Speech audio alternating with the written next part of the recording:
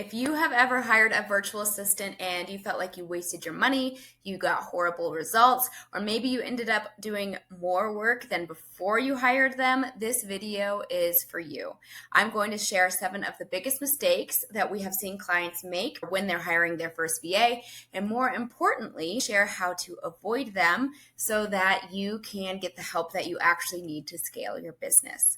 I'm Nicole Magelssen, and over the past 6 years, I have hired dozens of virtual assistants and helped hundreds of entrepreneurs build their remote teams.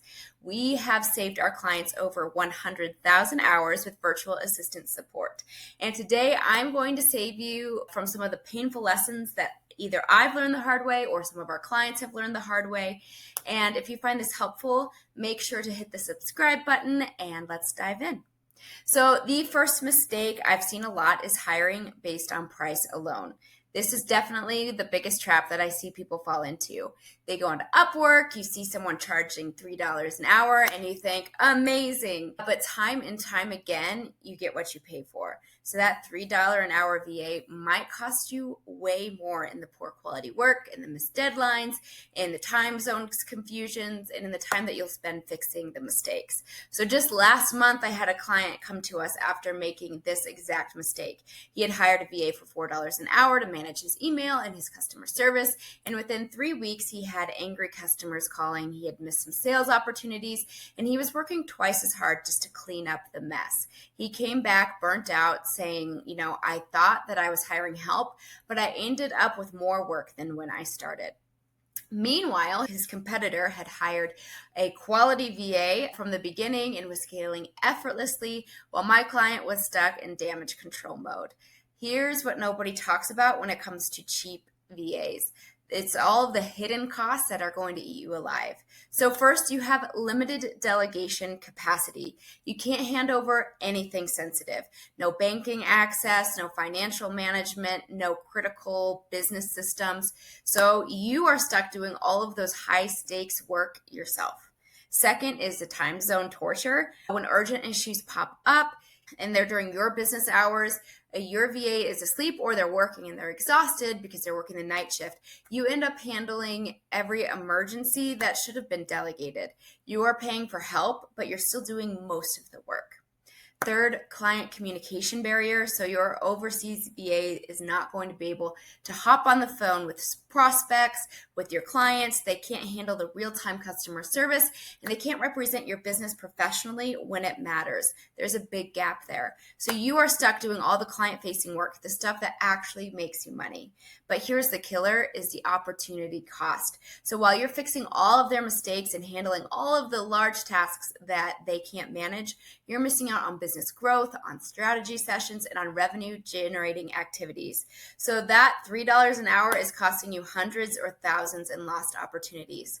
So at our US-based virtual assistant agency, Alpine Virtual Assistants, we charge $35 to $45 an hour for high quality executive assistants. I know that sounds like a lot compared to the $3 an hour, but here's the difference. They're working in your time zone. They've been vetted. They can handle sensitive tasks. They can jump on your client calls. You can give them access to your bank, to any personal thing that you need, and they are experienced. They can do things right the first time. You can delegate whatever you want to. And most importantly, they do actually free you up time to focus on what matters, which is growing your business. So mistake number 2 is not being clear about expectations and processes. A lot of clients have complained to me about the quality of the VA work in the past. So they hire a VA and they tell them, go ahead and manage my social media. And then 2 weeks later, they check and they've been posting random stock photos with really generic captions, and it doesn't fit their brand.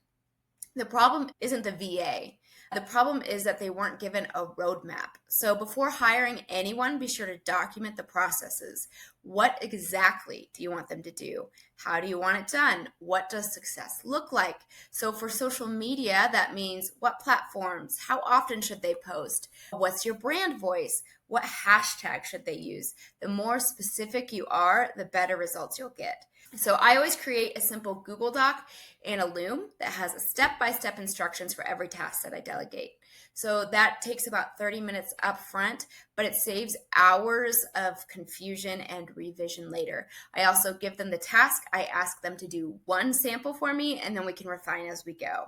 So mistake number 3 is hiring for the wrong tasks or hiring someone to do it all. So here's what I see people do that completely sabotages their virtual assistant. They want one VA to handle their bookkeeping, their social media, their customer service, and strategic planning. And then they wonder why the work is mediocre. So here's the truth. A bookkeeper isn't going to create your best social media content. A graphic designer probably should not be managing your finances. And that general VA who's really good at data entry, they are not qualified to make your strategic business decisions. So whether you hire an executive assistant or a marketing specialist or a bookkeeper, start small. Give them one clearly defined task and see how they handle it. Don't dump your entire business on someone's lap on day one. That is a recipe for disaster. I always recommend starting with a simple, low-risk task like research or maybe organizing data. And once they have proved themselves and once they understand how you operate, then you can gradually expand their responsibilities. So you're going to want to hire a specialist and not a generalist. If you need marketing help, then hire a marketing professional or a marketing assistant. If you need executive support, then hire an experienced executive assistant. If you need bookkeeping, hire a qualified bookkeeper. Yeah, that's going to cost you more than a generic VA who says they can do it all. At Alpine Virtual Assistants, our executive assistants run somewhere between $35 to $45 an hour because they're not just task doers. They're experienced, vetted professionals who can actually handle that strategic work. They can make judgment calls. They can become your right-hand person. So here's the key. Hire someone with the background and capability to grow with your business. And that's how you're going to start buying back a few hours to actually transforming your business and how it operates. Mistake number 4 that I see a lot is skipping the vetting process. So I have met endless VAs who can pull off a really great interview, but they disappoint in the quality of the work. The problem is every virtual assistant is going to tell you that they're detail-oriented, that they're a great communicator, that they're strategic, that they're proactive, but talk is cheap. So you need to see that in action. At Alpine Virtual, one of our 5 steps in our vetting process includes several test projects because every VA will tell you they're detail-oriented or they're strategic, but we need to see it in action. We also talk to several past clients because we need to be sure that the VAs have an amazing track record. All of this free work is completed during our vetting process so that our clients never have to pay for it. They get someone who's already proven their abilities. If you're not going to be working with an agency, always start with a trial period. Don't give a big commitment up front. Give them maybe a 20-hour test project that's representative of the real work. Maybe a research project, creative work, maybe spreadsheet organization or customer service simulation, something to that effect. Don't ask them about their skills. Make them demonstrate their skills for you. You will learn more from one test project than 10 interviews. Mistake number 5 is poor communication and no regular check-ins. I have seen many people hire a virtual assistant, give them a task, and then disappear for weeks. Then they're shocked when the results are not what they expected. So set up regular check-ins from day one. For new VAs, I recommend daily check-ins for the first week and then maybe weekly after that. They can be really short, but use tools like Slack or Zoom or even Loom or just an email to stay connected. Also, establish clear communication expectations. When should they reach out to you if they have questions? How should they reach out to you? How quickly do you expect responses? What's their working schedule? I've always had a VA send me a brief daily summary of what they accomplished and what they're working on next. Remember, over-communication is always better than under-communication, especially in the beginning. Mistake number 6 is not using the right tools or systems. If you are still managing your VA through email threads and shared Google Docs, then you are making things way more difficult than they need to be. Invest in the proper project management tools. For an example, Asana or Monday.com or ClickUp, Slack for communication, Loom for recording video instructions. These tools are going to keep things organized and make it easy to stay on track with the progress.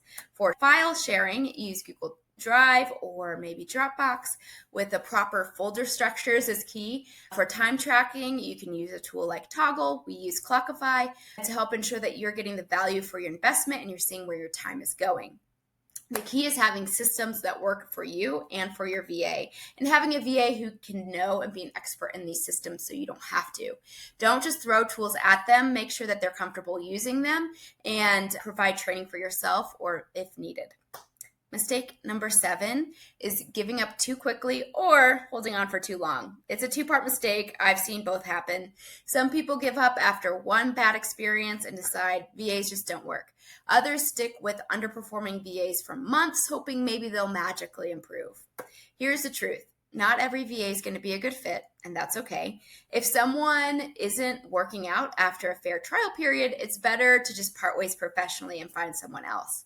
But don't let one bad experience really sour the whole concept. We recommend giving your VA when they start 3 months. The first couple of months, it's a lot of learning and growing together. Set clear performance standards from the beginning and really stick with them. Give feedback, give them chances to improve. But if they're consistently having low quality work or they're consistently missing deadlines, not communicating well, then it's time to move on. So there you have it. The 7 biggest mistakes that we have seen people make when hiring virtual assistants. Avoid these pitfalls and you will be on your way to building a remote team that actually helps you scale your business instead of adding to your stress. So be sure to remember, pay for quality, be crystal clear with your expectations, start with the right tasks, always do a trial period, and be sure to communicate regularly, use proper tools, and know when to hold them and when it's time for them to go. If you found this helpful, give a thumbs up and subscribe for more content on building and scaling your business with remote teams. Drop a comment below and let me know what has been your biggest challenge when working with virtual assistants. I'll see you in the next video.